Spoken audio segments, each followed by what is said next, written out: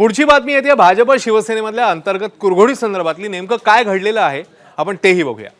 तर भाजप आणि शिवसेनेमध्ये पुन्हा एकदा अंतर्गत धुसफूस ही चव्हाट्यावर आली आहे। ठाण्याच्या परिवहन विभागाच्या कार्यक्रमातल्या भाजपच्या एकाही निमंत्रित नेत्याने या कार्यक्रमाला हजेरी लावली नाही।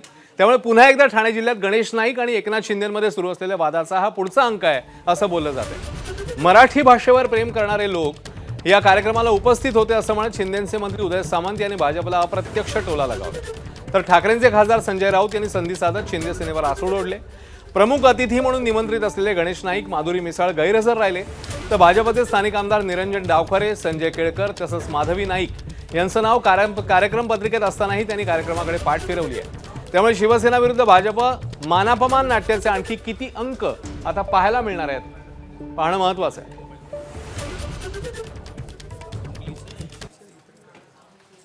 स्थानिक लोकप्रतिनिधी त्यांच्या कार्यबाहुल्यामुळे वेगवेगळ्या कार्यक्रमांमध्ये उपस्थित असतील।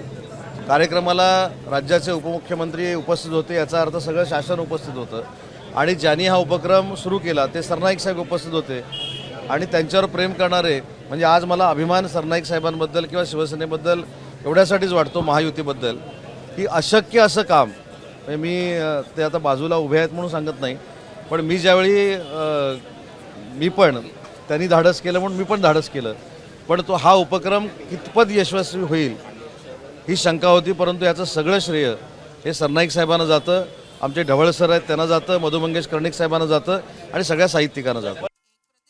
आता सरनाईक काय म्हणाले ते काय मी ऐकलं नाही, परंतु मराठीवर प्रेम आहे, त्यांनीच इकडे आहे, जे येतील त्यांचंच मराठीवर प्रेम आहे असं समजायचं काही कारण नाही आहे।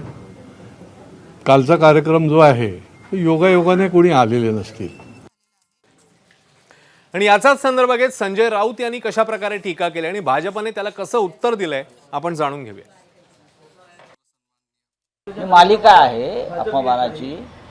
ठाणे जिल्ह्यामध्ये नव्हे तर संपूर्ण महाराष्ट्रामध्ये भाजपा आणि ते मिंदे गटामध्ये ही फूट स्पष्ट दिसते। जिथे मिंदे गट आहे तिथे भाजपा नाही, जिथे भाजपा आहे तिथे मिंदे गट नाही। हे आता नवीन राहिलेलं नाही, ही दरी वाढत चाललेली आहे, त्याच्यामुळे ते दरे गावात जातात।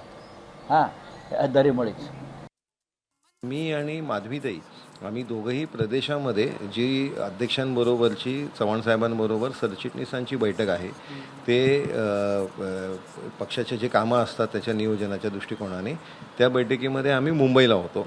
पण याच्यामध्ये गैरसमज असण्याचं काही खरं